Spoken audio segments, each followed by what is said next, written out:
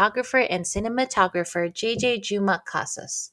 He's outlined a great workflow that you can easily adopt, even if you're not a professional photographer. Take the first steps towards better organization and preservation of your family memories by taking the Camera Roll Curator course today. Use code BYTE, BYTE, to get 15% off enrollment.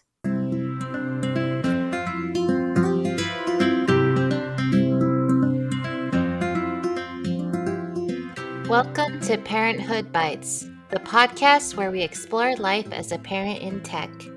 I'm your host, Chow, and I have over 15 years of experience in tech, and I'm also currently working as a career coach.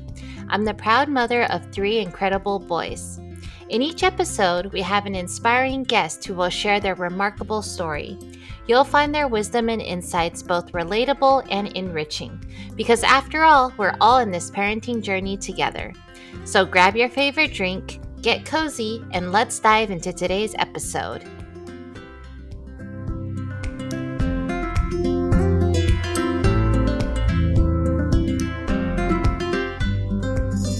Hi everyone, welcome to episode 25 of Parenthood Bites.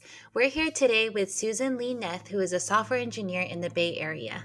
Hi Susan, I'm so happy to talk to you today. How are you? Hi, Chow. It's really great to see you, talk to you. I'm so happy to be here. It's so good to see you. And I saw that you're a Girl Scout leader. Tell me a little bit about that. Oh, it's really wonderful. I have a daughter. She's 14 and in 8th grade, and she's been a Girl Scout since she was in 1st grade. And I've been really, really lucky to join her in that journey.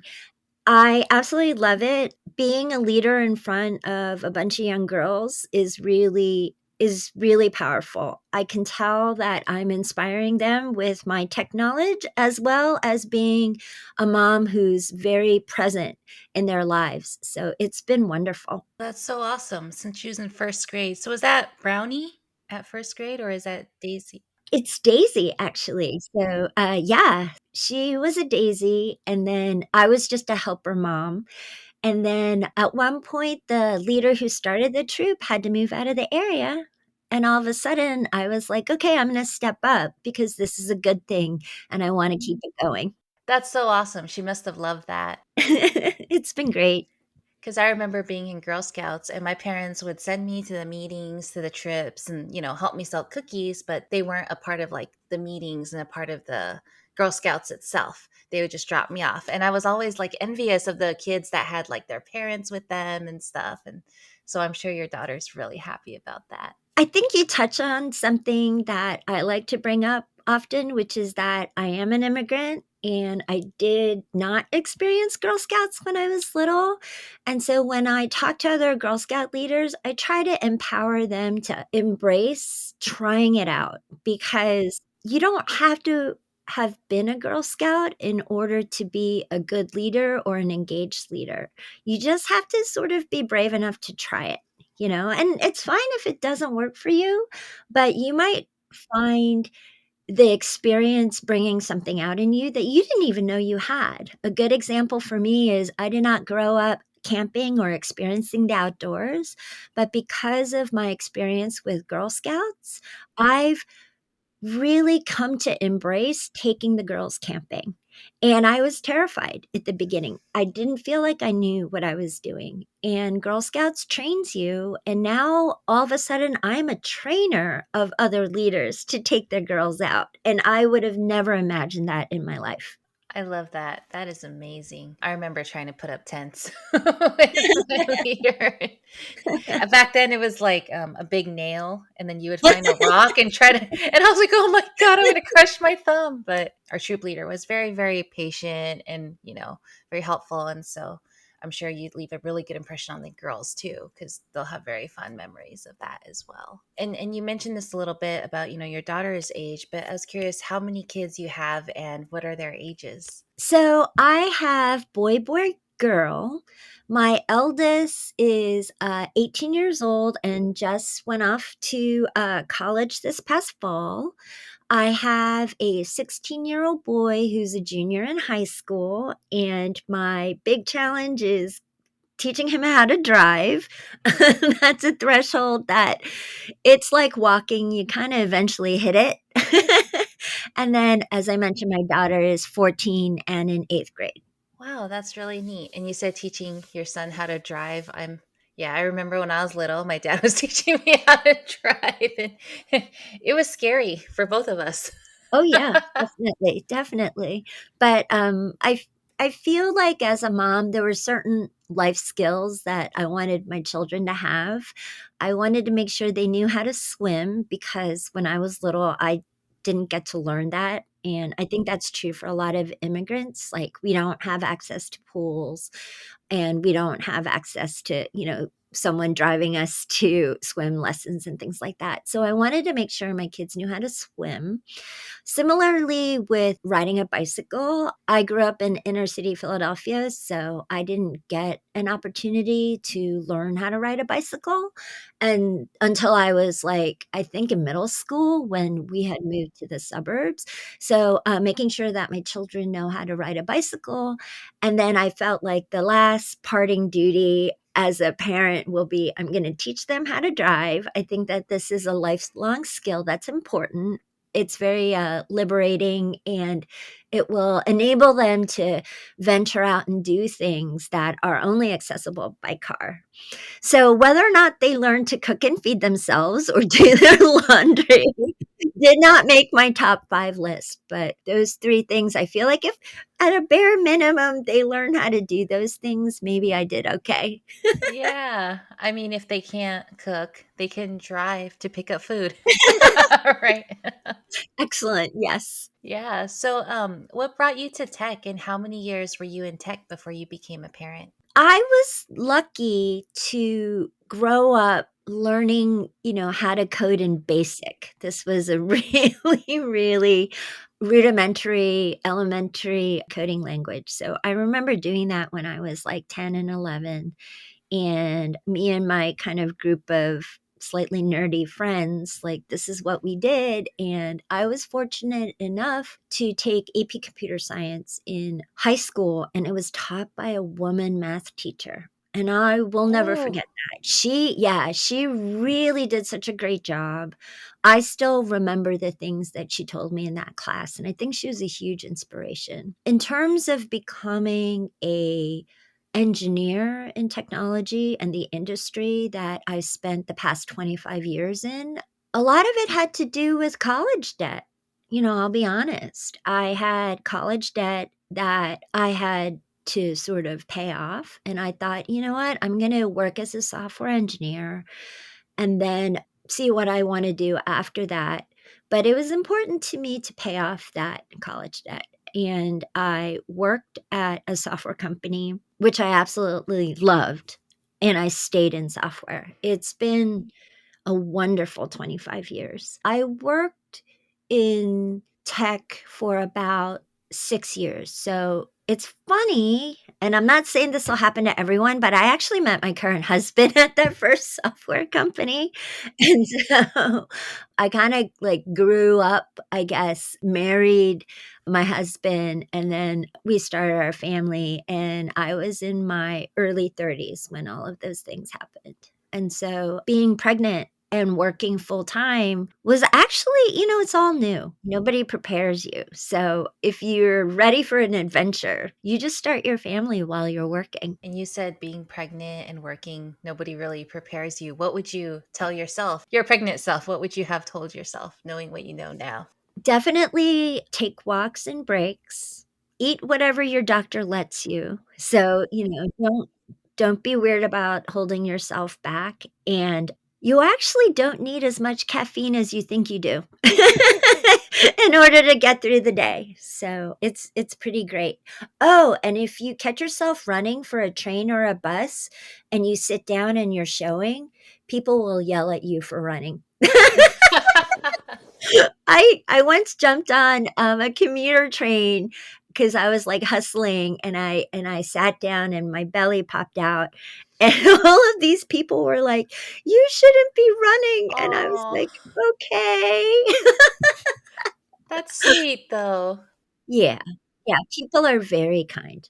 People are very kind. Yeah. So, what was the parental leave like for your children?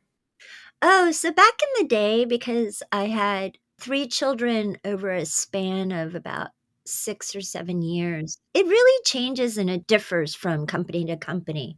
So the first company, I had 6 weeks, and then they said, "You can file for unemployment or some other kind of state subsidized payment medical leave of some kind." I was really lucky in that I actually was itching to go back to work, so by the time I had the 3rd pregnancy, I don't think I took any leave except for the 2 weeks for my body to heal after the birth, which works for me. It's not the right thing for everyone. Definitely that first pregnancy, I needed the time because you don't know what to expect from your body, and you don't know what to expect from your infant.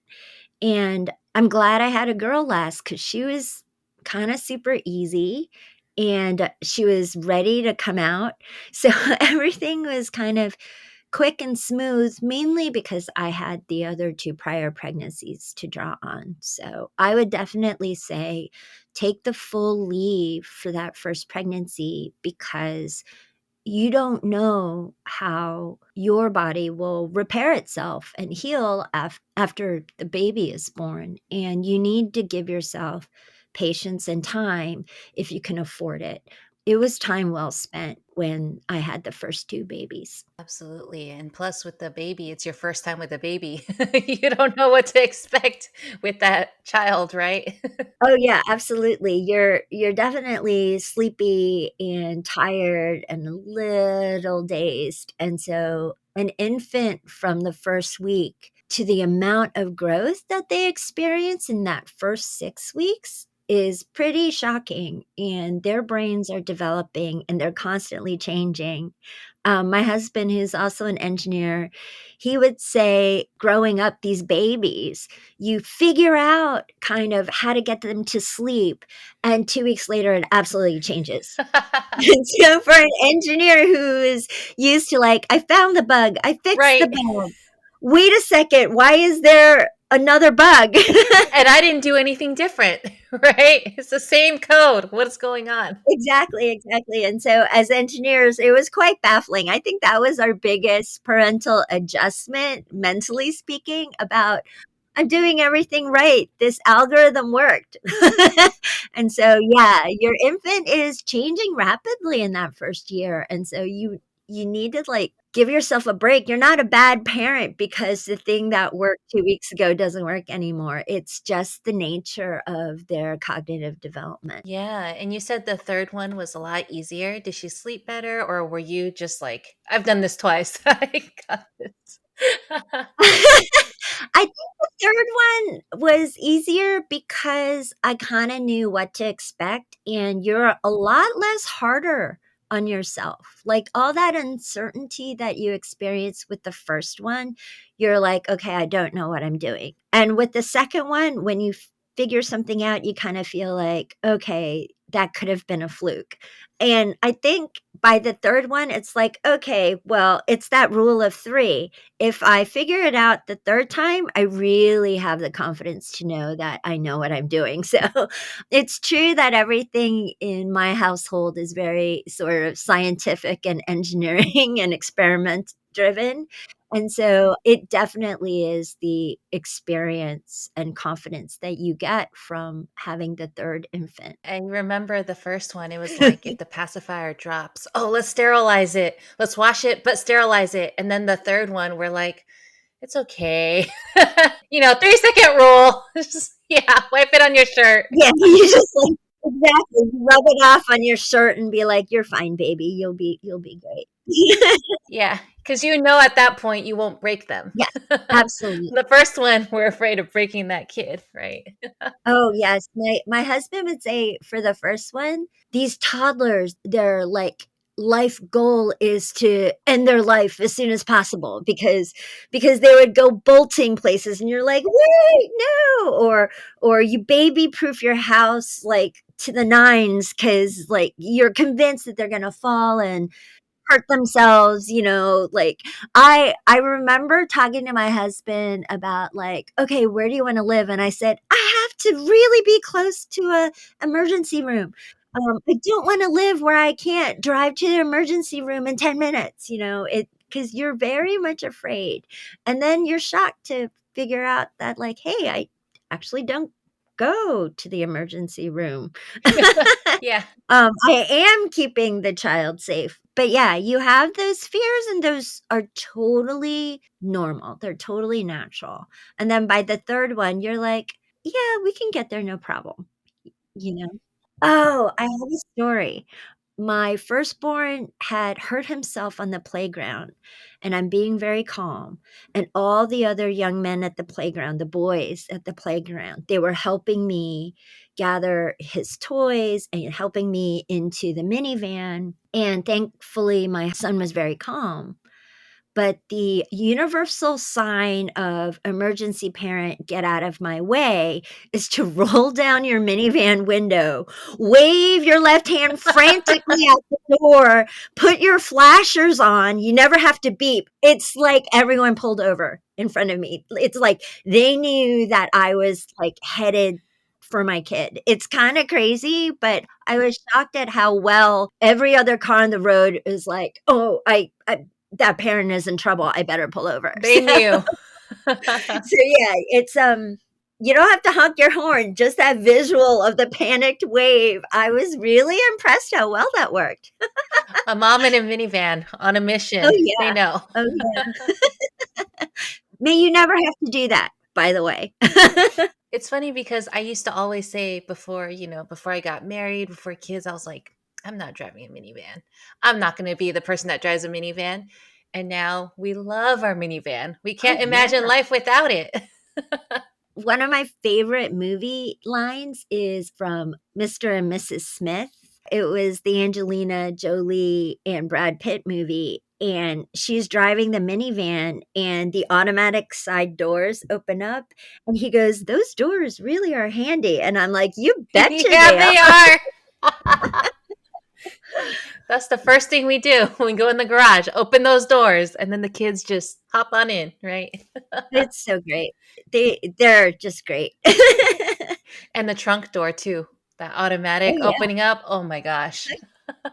Because your hands are always full with stuff or with the kids or something. Well, my coworkers love the minivan. When I was working and it was flu shot season, Susan, the minivan driver, would load up a bunch of coworkers and drive them to our local Safeway for flu shots. Right. So I worked at a lot of startups. And so, startups sometimes don't have the wherewithal to offer flu shots, at your place of work. So I would tell all the guys, I work in software, there's a lot of young men. Right. I'm like, okay, everybody, we're going to do a flu shot run at lunchtime. Anybody who wants to come, I fill the minivan with my coworkers, and they were digging it. It was nice to be able to take 5 of your coworkers to get flu shot. Because they probably have the two-door cars or the ones that can fit just 2 or 3 people, right? Well, they're young men, right? They're like young men in their 20s, and they're probably not even thinking about it. But I'm like, you're going to want this. You might not realize it, but you're going to A want few years later, this is you.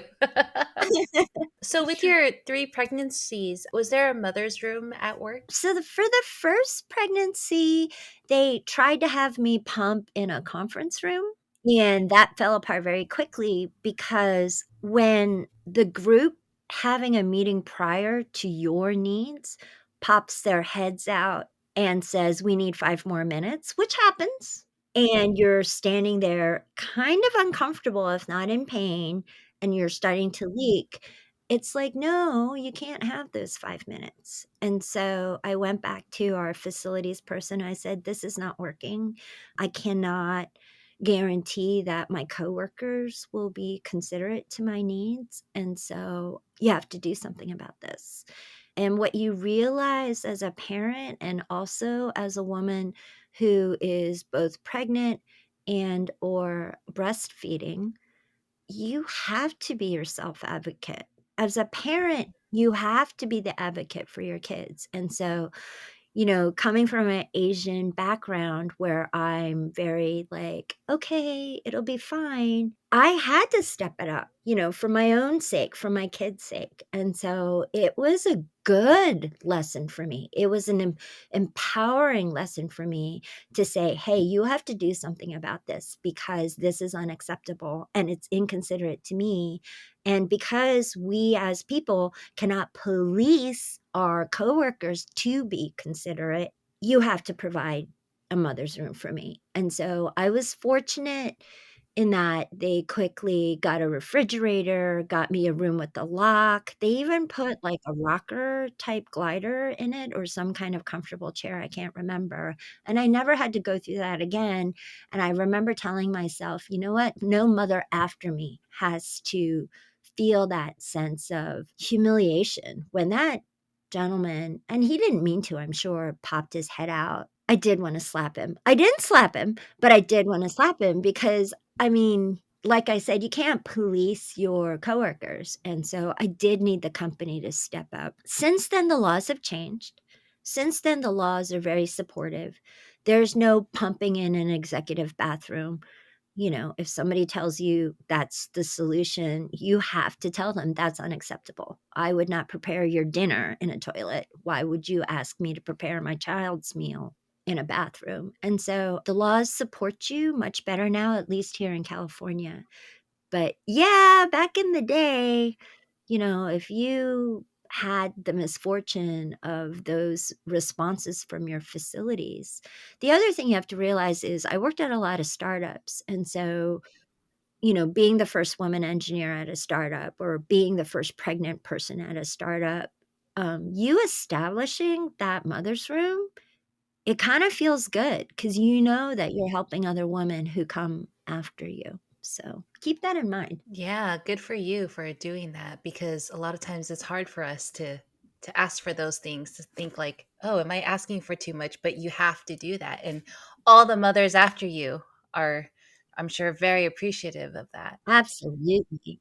Absolutely. I think sometimes we as women and as mothers think, oh, what's my legacy or impact on the world?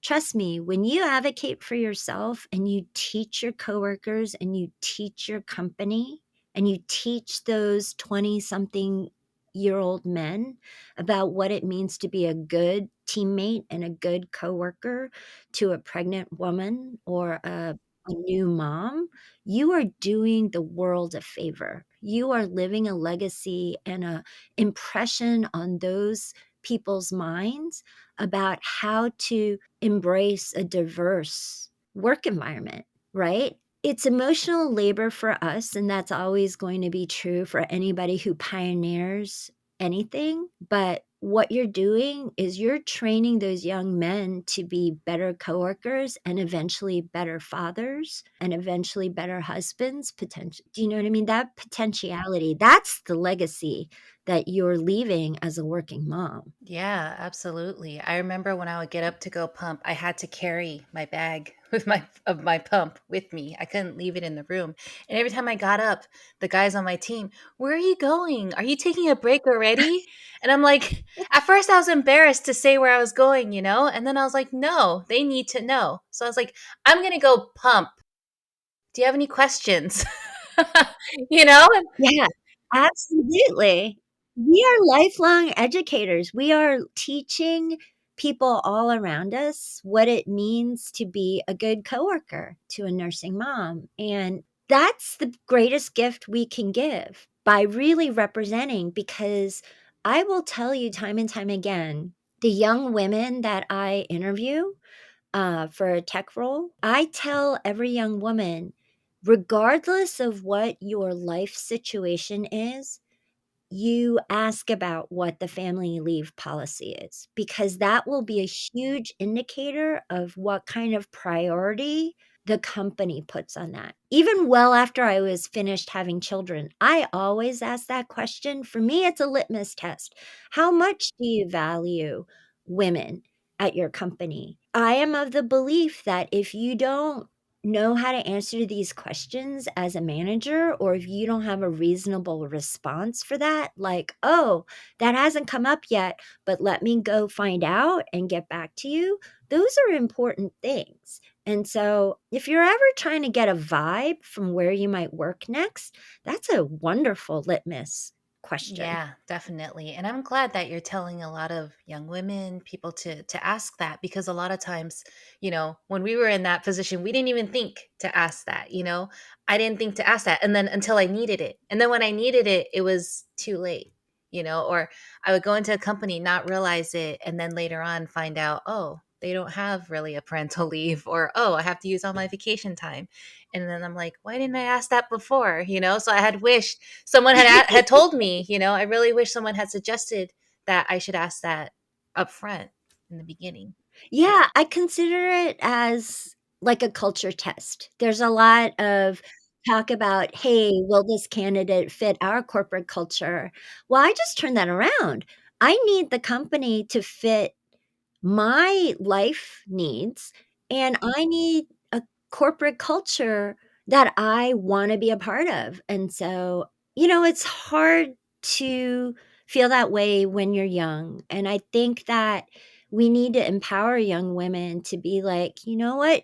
You're looking out for yourself, and you're looking out for the next woman who comes and interviews at this company." It's all about how much we try to educate the world around us, and we don't have to. I don't want you to think that, you must do these things. Like, that's not why I'm here. I'm here to encourage people to look out for themselves first and foremost, obviously.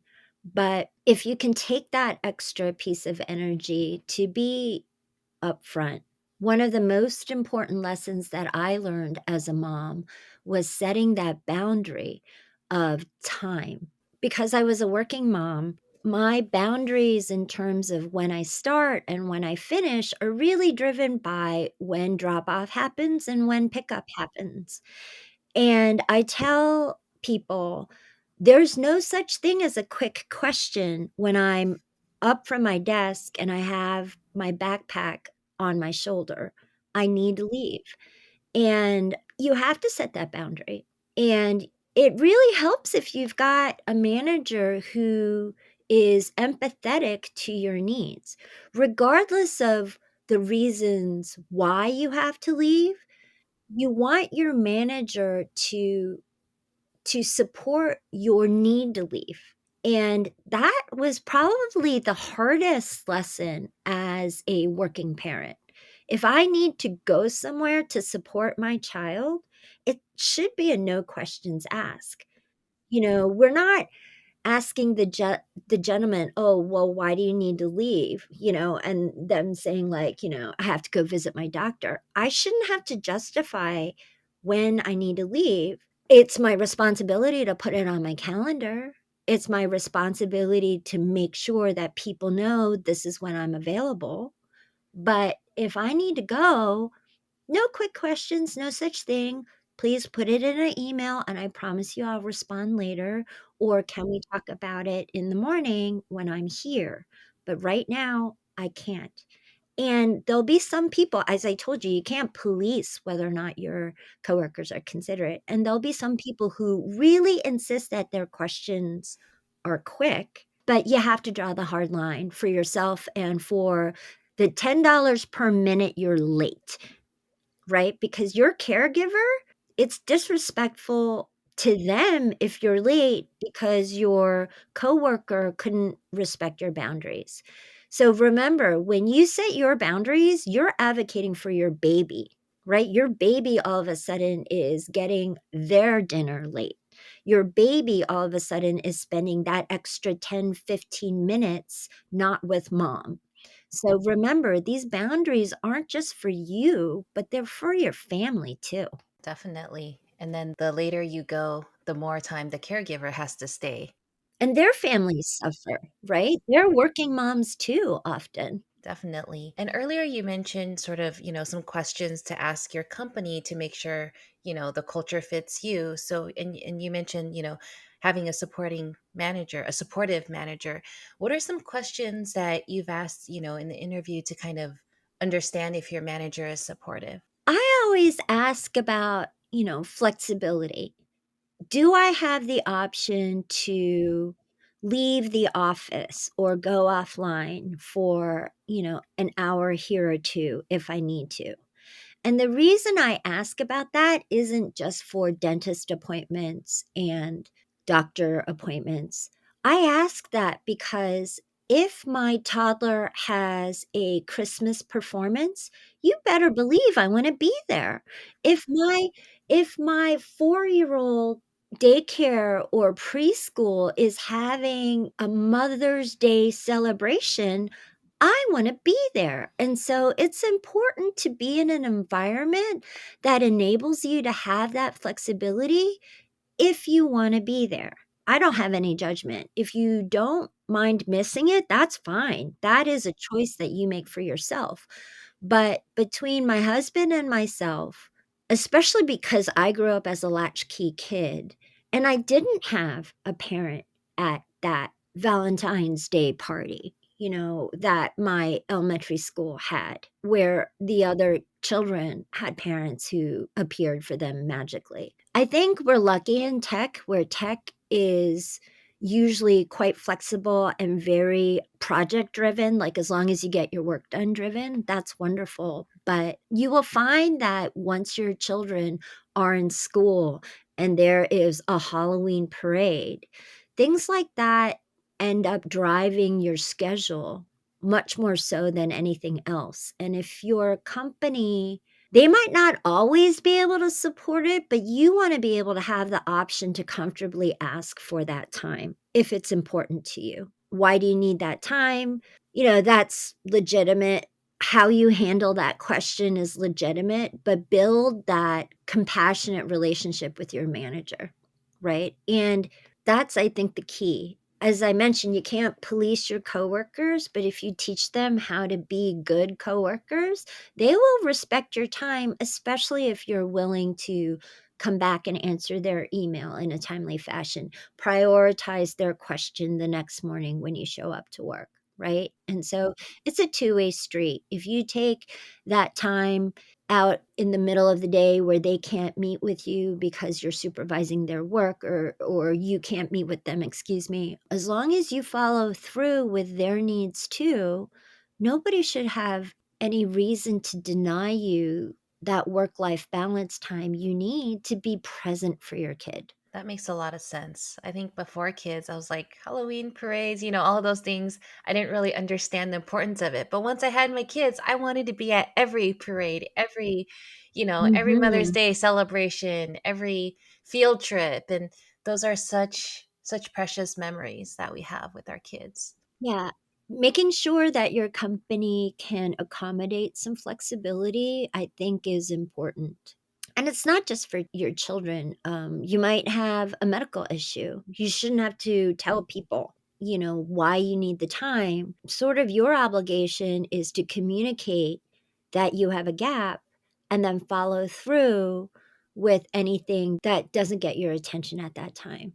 I'm a big stickler for I shouldn't need to tell you why. If I'm having a medical issue, I shouldn't need to tell you why, is what I think to myself. And it's more of that boundary. So I once looked for a job while I was pregnant. I remember in the interview, especially if they were very close to giving me a potential offer, or if things had gone well and the last interview was with the hiring manager, I would say, hey, I want to be upfront. In about 4 months from now, I am going to need to take some time off. I just want you to know that, I'm going to need that 6 weeks off. And I understand that if you can't accommodate that time for me, we should talk about that up front. And in the back of your mind, it might be a deal killer. But I'll tell you this, when a company wants to hire you, in that moment in time, that is where you have the most negotiation power. And so, you don't have to tell them why. If they press or whatever, at most you can say it's for medical reasons. You can say that, but you shouldn't have to tell them why. I don't believe that companies are required to know the specifics of your medical condition, right? And so a good manager will respect that, right? A good manager will be like, "Oh, if you need that time, we'll find a way to accommodate it." And you extract that promise up front. I had a VP of engineering that I worked for, and I told that VP of engineering, another small startup, "Hey, if I come to work here, I need to have this agreement that I can leave at this time every workday." And that person was like, "Okay, I agreed to that." And when that particular individual left the company and I had a new, much younger manager, I had to give that speech where I took them aside and I said, "Look, you might not realize this, but part of the agreement I had with the prior VP of engineering upon me accepting my job offer was the ability to leave at that time every day, and that's not negotiable." Right? Clearly, I had to go get my kid, right? Clearly, I'm a working mom.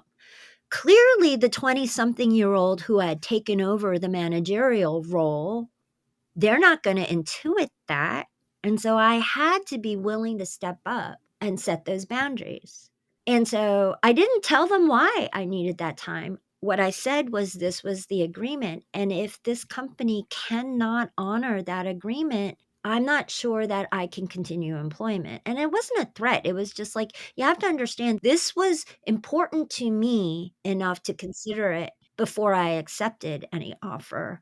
You need to understand how important it is to me today. These are hard conversations. I'm telling you, it's not going to come normal and it's not gonna come natural. You're gonna feel maybe awkward the first time you say it, but you have to keep in the back of your mind, this is for your kid. This is for your happy home life. This is for the sanity with which you need your life to run.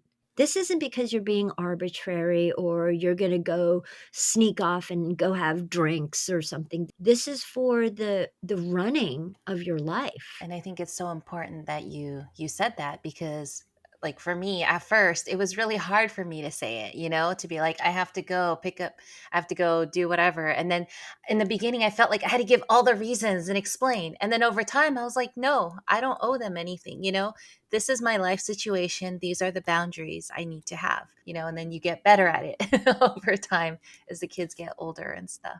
Well, it's good for your coworkers too because they need to learn how to read that calendar. I can't tell you how many times I would have an intern on my team and I would have to teach them, look, the first 10, 15 minutes of your day is looking at your calendar and understanding what the rhythms of your day require, your meetings and things of that nature. And if you know you need to get a question answered, you need to make sure that person's available.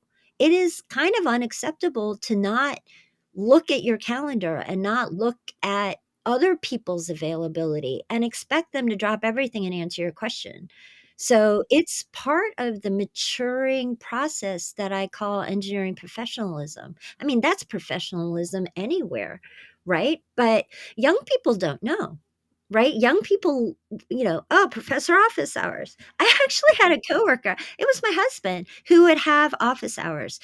He had gotten to a point where he was so interrupted and so kindly answering people's questions that he began to suffer. It caused stress. He became delayed, and he was advised to open office hours. And so this is the environment a lot of college kids are coming out of. And so if you don't teach them to say, "Hey, this is the right way to interact with your senior coworkers," they're not going to know. But after a while the ignorance gets taxing. I get that, right? There's emotional labor to being a teacher. But if you are a senior software engineer, I like to say that your job is to grow under other engineers.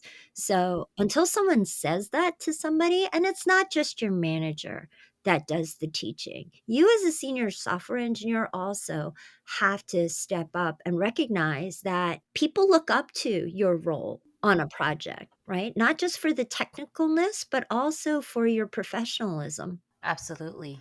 And it's part of our job to, like you said, continue to teach them, help them with that. So, when your kids were younger, what did you do for childcare? So I really wanted my kids to grow up in like a in-home nanny situation and not inside my home, but I wanted to drop them off and pick them up. I wanted their day to set the tone for my day. I do realize that if you sign up with a center of some kind, it's great because if someone is sick, it's a staffing problem for them, so you have to be flexible enough to realize that if you use in-home daycare, your daycare provider might feel ill, and they might feel sick, and they have to have a sick day, or they might need to go on vacation. So it's things like this where you have to sort of weigh the trade-offs. There is no one thing is better than the other. You have to do what works. I know of people who hired nannies and who did nanny share, and that worked for them. That wasn't my bag. I needed that separation of drop off and pick up to sort of bookend my day. So that's what worked for me. Cool. And so then when they were in elementary school, were they at after school care or? Yes. So, most elementary schools have some kind of option, whether you go to a public or a private. I had found a small local private school that offered after school care. So, I'm a big community person. And so, this particular school emphasized community and citizenship. And so, I felt very comfortable leaving my kids with the after school staff because that philosophy permeated there too. And so as long as I got there before the school gates closed, it was fine and it was good, and sometimes I would get there early and play board games with the kids while waiting for my child to be ready. That's what worked for me, and I felt very fortunate. I know that a lot of people have nannies who do pickups, just so that they can, stay at work later because that's what work required. Those situations also work out well for a lot of families. But you have to figure out what works best for you and your family. Yeah, absolutely. And a lot of times I think like what worked for us last year may not work for us this year. And so we're constantly evolving that. Yeah. Oh, absolutely. Well, you're touching upon something that I think is really critical, which is as your children grow, the amount of activities and interests that they become involved in also grows. And you will hit this period of your life where you're just driving your kids around to various places and it becomes harder. It becomes harder because all of a sudden you become logistics master for your children and all of their activities and trying to get them from point A to point B. There's a lot of services now that help with that, but I will say that I find them kind of expensive. And so there's no good answer for that. Some families do an amazing job of being able to absorb all of that driving, and some families don't. You're not going to know until you meet that kid and that kid tells you, wow, I really want to do soccer after school. Or like, oh, I want to play an instrument and I really want to stick with the piano. All of these things are going to come into play. And so infants are the easiest in that way. Like you drop them off, do their infant thing. But once they start running around and having opinions, oh, bets are off. Oh, bets are off. That's a whole different situation. So how has your relationship evolved with your kids now that they're all teenagers? Oh boy. So my husband came from 3 boys and I came from 2 girls, so I didn't know anything about boys. So for me personally, raising boys was hard. I had no experience with adolescent boys from a parenting perspective, so I had no intuition. I will say for me, raising my daughter has been easier just because of that personal insight and personal experience. I think the key thing for the boys is they are apprehensive to drive, but they really want that freedom. So I think that that has helped. My middle kid, who is in the process of getting his driver's license, he's always been quite independent. So he's willing to walk home, willing to walk to friend's house, willing to walk to the library. And so he found his independence that way.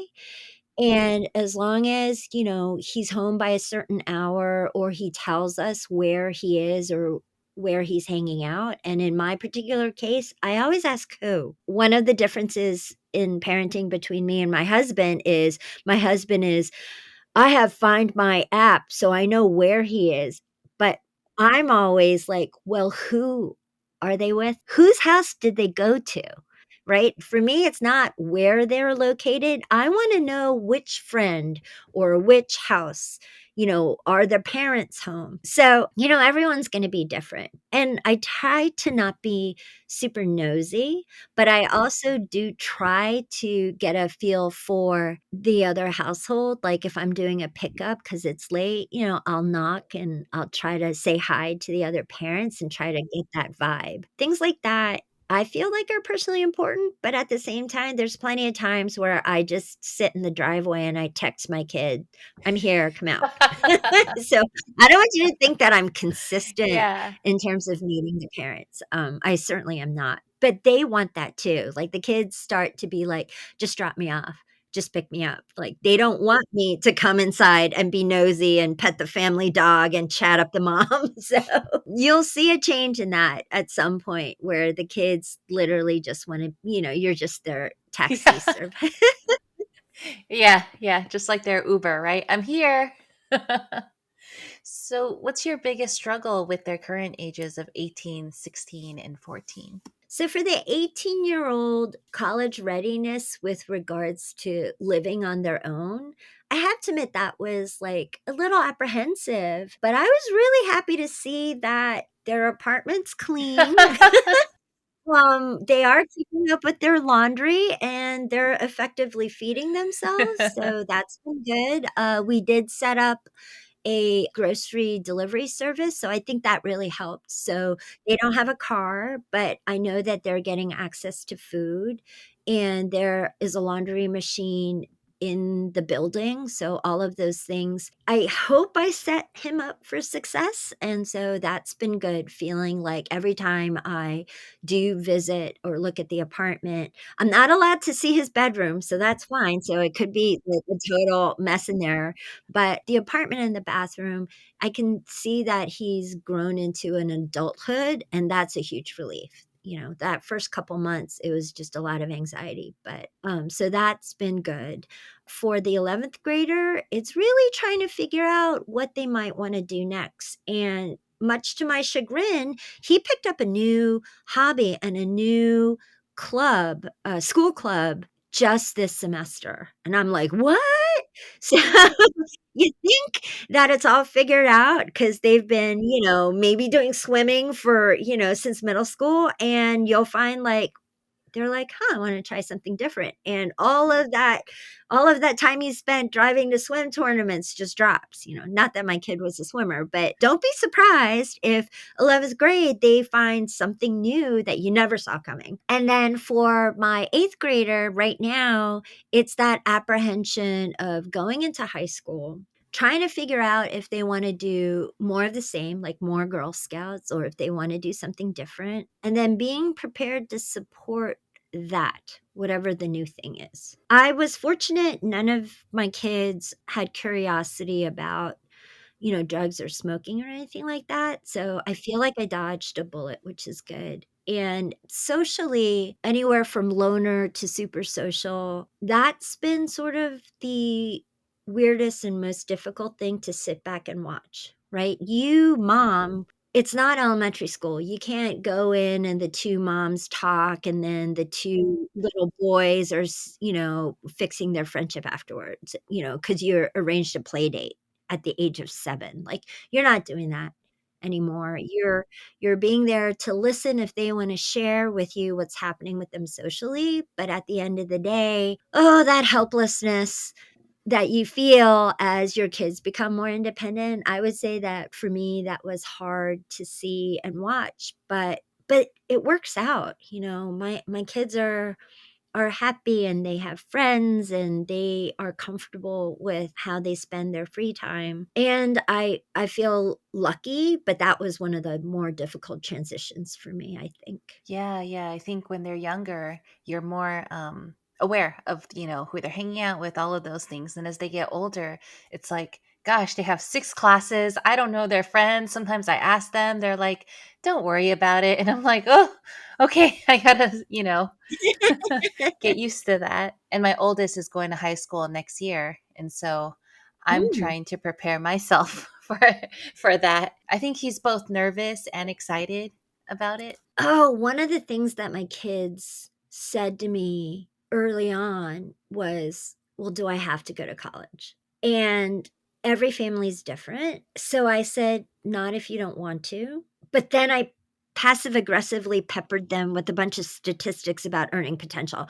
I know that's totally a nerd thing to do, but I wanted them to make practical choices as well as follow their dreams and hopes and desires, and I think it boiled down to, "Look, I can't tell you what to do with your life, but it's better to go into a situation informed." So if I did anything, I tried to influence their, notion of doing a little due diligence before making decisions. How you spend your time when you're a grown-up, it's not dictated by your parents. I had, first generation immigrant parents who pressured me into things, and I did not want my kids to feel that way, and so what was important to me is that as long as you go into your life choices informed, and I'm always here to talk to you about potential choices as a sounding board, but I can't dictate to you and I don't want to pressure you into these choices. But you'll find that most of your kids, especially if you work in tech, recognize the comforts that a tech salary has given them. And so I'm really quick to point out that, for example, in the San Francisco Bay Area, housing costs are quite high, and living in a house where your child gets a bedroom is almost an impossibility at some point, or having something called a yard to speak of, right? Those things are directly correlated to what you can afford. And so we do have pragmatic conversations of that kind. And I tell them, look, you can have a family in a 2-bedroom apartment. It works. I've seen it work. I've lived that life. Right. So these are choices you and your partner have to make. These aren't choices mom and dad can make for you. So it's weird. It's a little passive aggressive. Obviously, I would love it if they all went to college and had, a salary that sustained a single family home. But I also recognize that it's not realistic to guarantee or to force your kids to choose that lifestyle. Right. So, what has been your biggest struggle as a parent in tech? That boundary conversation that you have to have with your manager to get your coworkers to support your need to leave, I would say that for me, crossing that chasm of self advocacy was probably the hardest thing I've ever had to do. I think that as women, we're so used to being flexible and nurturing, but calmly, happily, not forcefully, not aggressively. Practice that speech. You know, "Hey, I just wanna be clear that, like, it's really important for me to leave on time when my calendar says I need to leave. I can't stress upon you enough as my coworkers and as my teammate how important that is." Right? And so delivering just that statement in your morning stand up as a reminder is so important for you as a mom and as a human being. Think of it this way. When I'm project leading or team leading or tech leading something that has to get delivered and my coworkers don't update their Jira tickets or don't send me their status or, forget or neglect. It's the same thing. You're delivering that reminder like, "Hey, I'm still, waiting on that design doc or that one pager you promised to send me. So let's make sure, like, how do I help you get that done?" Right? You would never say like, "I need that right now, and you're failing me because you didn't deliver it." Like, you would never say that to one of your coworkers, right? It's the same thing. You're helping your coworkers to be successful teammates, when you remind them of your boundaries. Just like when you tell your intern, hey, could you sit with me and give me your status verbally if that works better for you? When you're giving your teammates a reminder, you would do it kindly. It's the same kind of kindness you're showing them as well as showing yourself. So it's hard to think of it that way because we as a mom, we're so used to being accommodating, but the only people you have to be accommodating toward is that toddler who is going to throw that tantrum, and you either sit and wait it out or whatever. Those are the only little people you have to be accommodating to. So just remember that you're working with adults.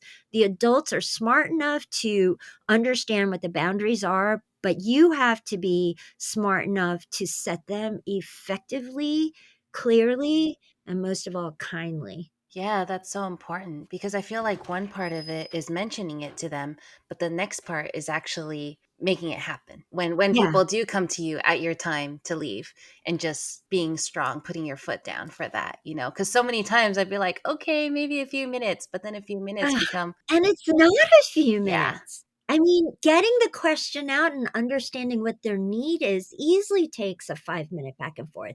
And I know that you wanna help them, and I know you wanna unblock them, but at the end of the day, you are not doing anybody a service by being 15 minutes late to pick up your infant. It doesn't work, and eventually, it wears down on you because you all of a sudden will beat yourself up for being late. I mean, I don't know how else to put it, but you are saving your own sort of brutal self-doubt, brutal self-criticism. "Oh, I should have told. Oh, I should," just practice, "I'm sorry, I can't right now. I'm sorry." And you can be apologetic or you can be forceful, whatever the case is.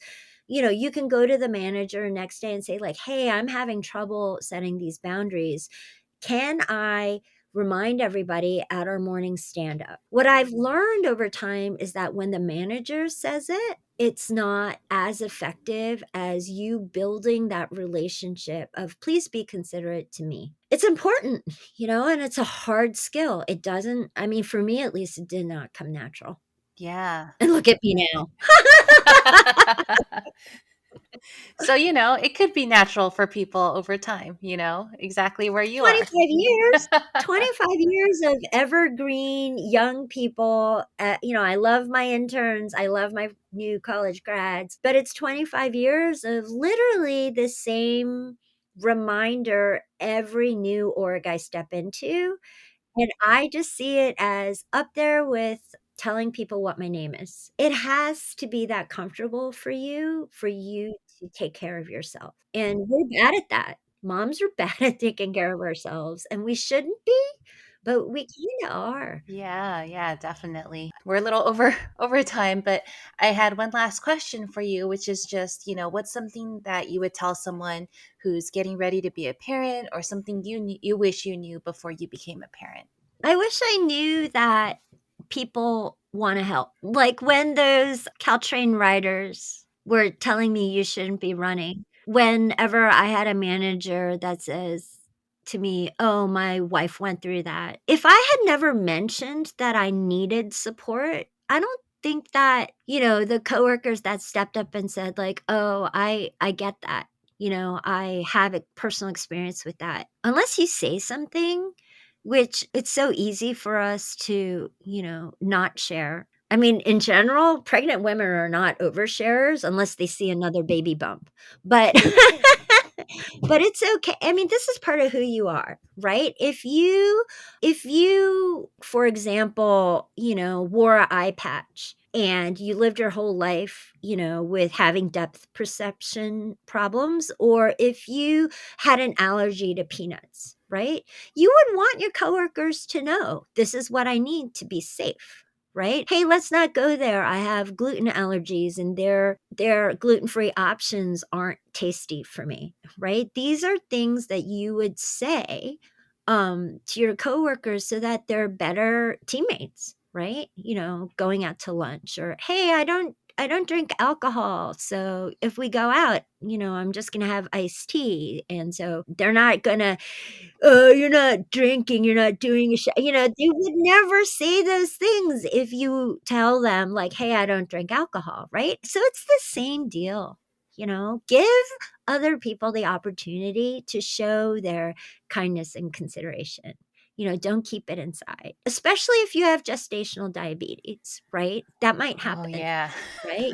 You might not realize until your doctor tells you that you need to avoid sugar and sweets, or you need to take that walk to bring your blood glucose level down. Tell people if you feel comfortable. Tell them like, hey, I really, if you have a question, come with me on my 10-15 minute walk and let's talk it through. But yeah, let people be accommodating for you. You're not being an imposition. You're inviting them to share your journey. Think of it that way. I love the way you phrase that. Thank you for phrasing it so well. I remember having gestational diabetes, and my team was like, "We feel like we have it with you," because Yeah. we had to go to certain places, and not every place is as accommodating to your dietary needs and stuff. So Right, and they were happy to do it because they wanted to be with you. Your company at lunch means more to them than, other things, and that's the kindness that you receive if you let people know what your needs are. So think of it that way. Like, give them the opportunity to show you their kindness. definitely. Well, thank you, Susan. I feel like this whole episode is like full of really helpful tips and things. And so I'm sure people would learn a lot from it. So thank you so much for taking the time to talk to me today and share all your experiences. Really appreciate it. Absolutely. Happy to be here. Absolutely happy to be here. Thank you so much. And I hope you have a great week. Take care. Bye. Bye.